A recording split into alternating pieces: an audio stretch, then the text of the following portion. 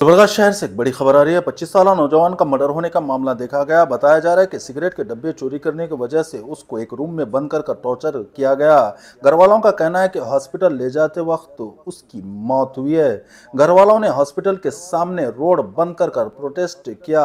Gulbarga police commissioner ने पहुंचकर आश्वासन दिया है कि मुजरिमों को जल्द से जल्द पकड़ा जाएगा। मरने वालों का नाम शशिकांत नाटेकर 25 साल बताया जा रहा है और केस एमबी नगर पुलिस स्टेशन में दर्ज किया गया है। मजीद मालूमात के लिए देखते रहे न्यूज़ टाइम कर्नाटका। अगर फेसबुक पर देखना है तो पेज को फॉलो करना ना भूलें। अगर यूट्यूब पर देखना है तो चैनल को सब्सक्राइब करना ना भूलें। जय कर्नाटका।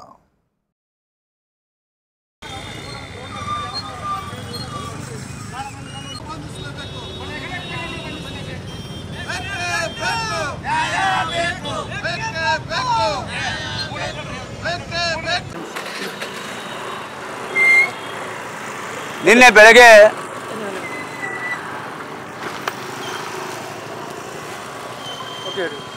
ಬೆಳಗ್ಗೆ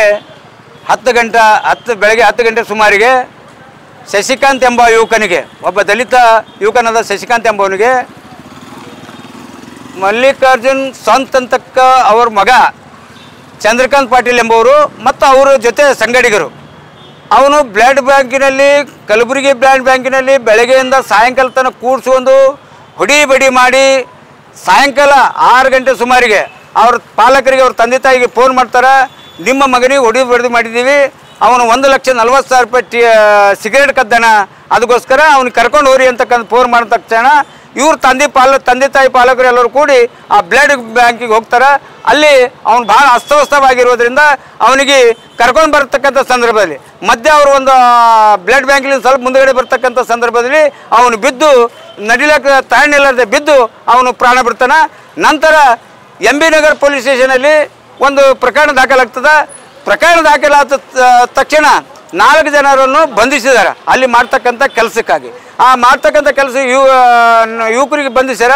ಆದರೆ ಮೇನ್ ಅಪರಾಧಿ A1 ಅಪರಾಧಿಯನ್ನ ಸ್ವಂತ ಮಲ್ಲಿಕಾರ್ಜುನ್ ಅವರ ಪುತ್ರ ಚಂದ್ರಕಾಂತ್ ಪಾಟೀಲ್ ಅವರಿಗೆ ಸರ್ಕಾರ ಮತ್ತು ಜಿಲ್ಲಾ ಆಡಳಿತ ರಕ್ಷಣೆ ಕೊಡ್ತಕ್ಕಂಥ ಕೆಲಸ ಮಾಡ್ತಕ್ಕಂಥ ದೃಷ್ಟಿ ಇಟ್ಟುಕೊಂಡು ಇವತ್ತು ಒಂದು ಸರ್ಕಾರಿ ಆಸ್ಪತ್ರೆಯಲ್ಲಿ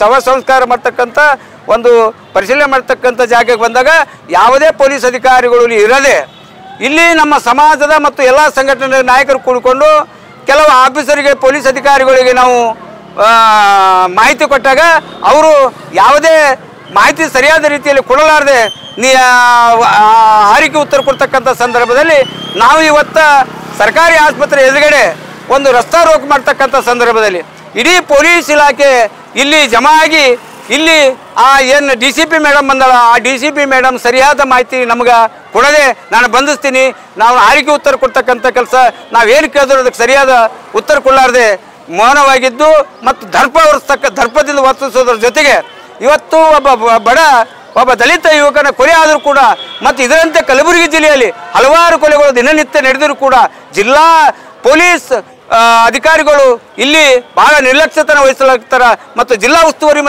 ಮಂತ್ರಿಗಳು ಕೂಡ ಏನು ಮಾಡಕತ್ತಾರೆ ಅಂತಕ್ಕಂಥ ಪ್ರಶ್ನೆ ಆಗಿದೆ, ಸಾರ್ವಜನಿಕರ ಪ್ರಶ್ನೆ ಆಗಿದೆ. ಆದರೆ ಇಲ್ಲಿ ಇರ್ತಕ್ಕಂಥ ಜಿಲ್ಲಾ ಪೊಲೀಸ್ ಅಧಿಕಾರಿಗಳಾಗಲಿ ಎಲ್ಲರೂ ಯಾವುದೇ ನಿರ್ಲಕ್ಷ್ಯತನದ ಈ ಕೊಲೆಗಳು ನಡೀತಕ್ಕಂಥ ಸಂದರ್ಭ ಒದಗ್ತಾ ಇದೆ ಅಂತಕ್ಕಂಥದ್ದು ನಮ್ಮ ಬೇಡಿಕೆ ಆಗಿದೆ. ಇವತ್ತು ಏನು 1,40,000 ರೂಪಾಯಿ ಸಿಗರೇಟ್ ಕದ್ದಾನ ಅಂತಕ್ಕಂಥ ಒಂದು ಹೇಳಿಕೆ ಕೊಡ್ತಕ್ಕಂಥವ್ರು ಅದು ಬ್ಲಡ್ ಬ್ಯಾಂಕಿನಲ್ಲಿ ಏನು ಕೋಟಿಗಟ್ಟಲೆ ಸಿಗರೇಟ್ ಇರ್ತಕ್ಕಂಥ ಕೆಲಸ ಆಗಿತ್ತೇನು, ಅಲ್ಲೇನು ಸಿಗರೇಟ್ ವ್ಯಾಪಾರ ಇದ್ದಿತ್ತೇನು ಮತ್ತು ಅಲ್ಲಿ ಗಾಂಜಾ ಅಫೀಮ್ ಎಲ್ಲ ವ್ಯವಹಾರಗಳು ನಡೀತಾವೆ ಅಂತಕ್ಕಂಥ ನಮಗೆ ಸಂಶಯ ಇರೋದ್ರಿಂದ ಸಿಗರೇಟೇ 1,40,000 ರೂಪಾಯಿ ಸಿಗರೇಟ್ ಕದ್ದಾನ ಅಂದ ಬಳಿಕ ಅವನ ಬಳಿ ಇರ್ತಕ್ಕಂಥ ಇನ್ನೂ ಯಾವ್ಯಾವ ಗಾಂಜಾ ಅಫೀಮ ಸರಾಯಿ ಯಾವ್ಯಾವ ದಂಧ ಮಾಡ್ತಾರೆ ಅಂತಕ್ಕಂಥದ್ದು ನಾವು ಪರಿಶೀಲನೆ ಮಾಡ್ಬೇಕಂತಕ್ಕಂಥದ್ದು ಕೂಡ ಪೊಲೀಸ್ ಅಧಿಕಾರಿಗೆ ನಾವು ಗಮನಕ್ಕೆ ತಂದೀವಿ. ಆದರೆ ಪೊಲೀಸ್ ಅಧಿಕಾರಿಗಳು ಅವರ ಅಪ್ಪನ ಒಂದು ಬಲದಿಂದ ರಾಜಕೀಯ ಉಸ್ತುವಾರಿ ಮಂತ್ರಿಗೆ ಬಲಗೈ ಬಂಟ ಆಗ್ತಕ್ಕಂಥ ಮಲ್ಲಿನಾಥ್ ಪಾಟೀಲ್ ಅಂತಕ್ಕಂಥವು ಆ ಬಲಗೈ ಬಂಟನಿಗೆ ರಕ್ಷಣೆ ಮಾಡ್ತಕ್ಕಂಥ ಕೆಲಸ ನಡೆದಿರಬಹುದು ಅಂತಕ್ಕಂಥ ಸಾರ್ವಜನಿಕರಿಗೆ ಗೊತ್ತಾಗ್ತಾ ಇದೆ. ಆದ್ದರಿಂದ ಇವತ್ತು ಪ್ರತಿಭಟನೆ ಮಾಡಿದ್ದೀವಿ. ಒಂದು ವೇಳೆ ಜಿಲ್ಲಾ ಆಡಳಿತ ಇದನ್ನು ಸರಿಯಾದ ಪರಿಶೀಲನೆ ಮಾಡದೆ ನಮಗೆ ರಕ್ಷಣೆ ಕೊಡದೆ ಮತ್ತು ಇದಕ್ಕೇನು ಪರಿಹಾರ ಕೊಡದೇ ಇದ್ದರೆ ನಾವು ಬಾಡಿ ಕೂಡ ಸತ್ತ ಹೆಣ ಕೂಡ ನಾವು ಇಲ್ಲಿ ಒಯ್ಯಾಗಿಲ್ಲ. ನಾವು ಯಾವುದೇ ಕಾರಣಕ್ಕೂ ಜಿಲ್ಲಾಧಿಕಾರಿಗಳ ಕಚೇರಿವರೆಗೆ ಒಯ್ದು ಅಲ್ಲಿ ಕೂಡ ಪ್ರತಿಭಟನೆ ಮಾಡ್ತಕ್ಕಂಥ ಕೆಲಸ ನಾವು ಮಾಡಿದ್ದೀವಿ. ಆದರೆ ಇವತ್ತು ಪೊಲೀಸ್ ಅಧಿಕಾರಿಗಳು ಯಾವುದೇ ಹೋರಾಟಕ್ಕೆ ಇದು ಮಾಡ್ತಾ ಇಲ್ಲ. ಬಟ್ ಪೊಲೀಸ್ ಅಧಿಕಾರಿ ನಮ್ಮ ಹತ್ತಿರ್ತಕ್ಕಂಥ ಕೆಲಸ ಮಾಡ್ತಾರೆ, ದಬ್ಬಳಿಕೆ ಮಾಡ್ತಕ್ಕಂಥ ಕೆಲಸ ಮಾಡ್ತಾರೆ. ಇದನ್ನೆಲ್ಲ ನಡೆಯೋದಿಲ್ಲ. ನಾವು ಯಾವುದೇ ಒಬ್ಬ ದಲಿತ ಯುವಕನ ಬಗ್ಗೆ ಕೊಲೆ ಮಾಡಿದ್ದು ಒಂದೇ ಅಲ್ಲದೆ ಕಲಬುರಗಿ ಜಿಲ್ಲೆಯಲ್ಲಿ ದಿನನಿತ್ಯ ಕೊಲೆ ಆಗ್ತಾ ಇದ್ರು ಕೂಡ ಪೊಲೀಸ್ ಇಲಾಖೆ ಏನು ಮಾಡ್ಲಕತ್ತದ ಅಂತಕ್ಕಂಥದ್ದು ಸಾರ್ವಜನಿಕರ ಪ್ರಶ್ನೆ ಆಗಿದೆ, ನನ್ನ ಪ್ರಶ್ನೆ ಅಲ್ಲ. ಆದ್ದರಿಂದ ಪೊಲೀಸ್ ಇಲಾಖೆ ಮುಂದಿನ ದಿನಗಳಲ್ಲಿ ಇಂಥ ಅಹಿತಕರ ಘಟನೆ ನಡೆಯದಂತೆ ಎಚ್ಚರ ವಹಿಸಬೇಕು. ಇಲ್ಲ ಆದರೆ ಜಿಲ್ಲಾ ಪೊಲೀಸ್ ವರಿಷ್ಠಾಧಿಕಾರಿಗಳು ಮತ್ತು ಜಿಲ್ಲಾ ಕಮಿಷನರ್ ಆಫೀಸ್ ಮುಂದೆ ನಾವು ಧರಣಿ ಮಾಡ್ತಕ್ಕಂಥ ಕೆಲಸ ನಾವು ಮಾಡಬೇಕಾಗ್ತದೆ ಅಂತಕ್ಕಂಥ